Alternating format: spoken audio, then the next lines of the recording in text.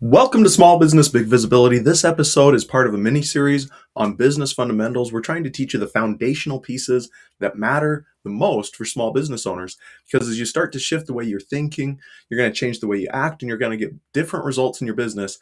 And that's going to lead you closer to the goal you have of having a business that actually helps you instead of holding you hostage.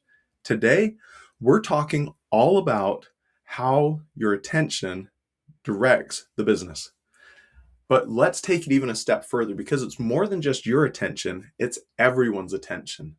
Have you ever noticed that the most popular people get all the attention? Pretty dumb statement, but also pretty profound. When was the last time people were focusing their attention on you or on your business?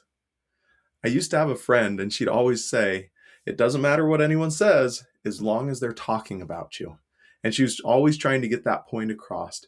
We as individuals sometimes are a little hesitant to have the attention on us. Sometimes we don't really want that. We're afraid to be in front of people. We're afraid of the criticism. But more often than that, sometimes we're afraid of what we're actually saying to ourselves in those circumstances. And that's the thing that frightens us the most.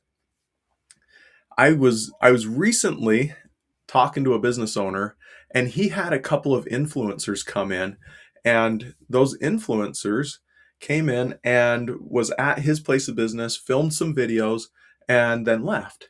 And these influencers, they're in their 20s, and he was shocked that one of them, he didn't mention the other, what they were driving, but one of them showed up in a $90,000 vehicle in their early 20s. And he's like, how in the world could somebody afford that? Like, the influencer world is incredible. And I had the opportunity to go to a conference for people who are influencers. And I met people who had anywhere from 0 followers all the way up to multiple millions of followers on their social media.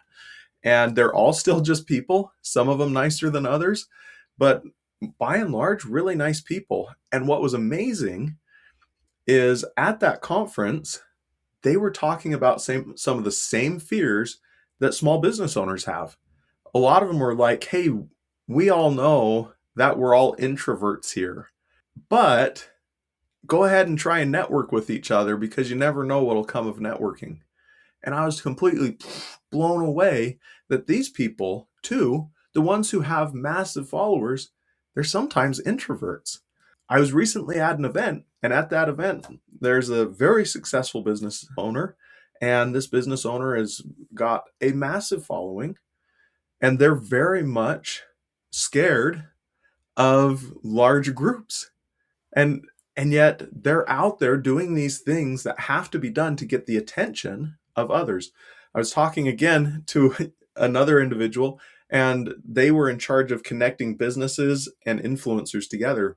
And they paid one influencer $250,000 to create a video that would promote this venture that this business was in. $250,000, one video. Think about that. That is the value of attention. That influencer could command $250,000 for one video because they had a large enough number of people who would pay attention to that influencer.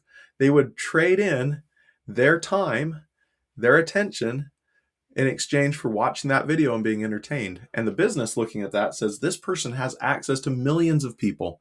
We would gladly pay to get a video made that's going to feature us because we think it's going to blow up and give us way more exposure than the cost. Everybody in today's world is looking for attention. When we're trying to find more customers, we need more attention on our business, but not just any attention. We need the attention from the right kind of people. So that's something to consider as you're thinking about, how do I get that attention? Where do I go to get that attention? A lot of business owners will say, oh, I'm just word of mouth. That's enough for me. And that's nice, but your business drip, drip, drip, customers coming in. You have no control. You have no levers you can pull to try and get more customers in the door. There's nothing you can do. You're at the mercy of other people deciding to tell their friends about you. Instead, you start figuring out what are positive ways we can interact with our ideal customers in a way that puts us in front of them and gives us a little bit more of their time and attention, that's one of the ways you can grow your business. Now, the other way you grow your business is by where you, as the business owner, are putting your attention. Many business owners get caught up in the routine of the business. They're so good at doing the day-to-day work that they forget that they need to be wearing the entrepreneur hat. And wearing that entrepreneur hat, that means you're putting your attention on the things that will make the business grow, not the things that are going to fulfill the obligations you've already committed, not the things you can do to get more customers in the door. The entrepreneur hat says, what can I change in my business? What can we do differently in the business? What can we shift? What is it that's going to make it so that our business goes from where we're at right now, either grow the gross revenue or grow that net revenue, serve more people, meet our goals? That's the hat of the entrepreneur. And sometimes people forget to put that hat on, and their attention is so buried by other things all the time that they forget to make progress in their business.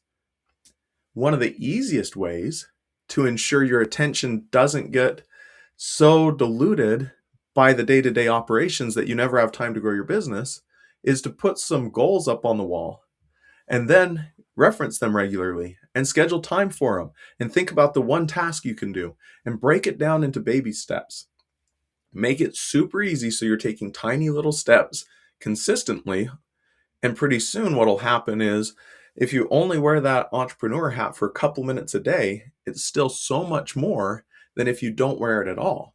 So make sure that you're giving attention to growing your business, not just keeping it alive.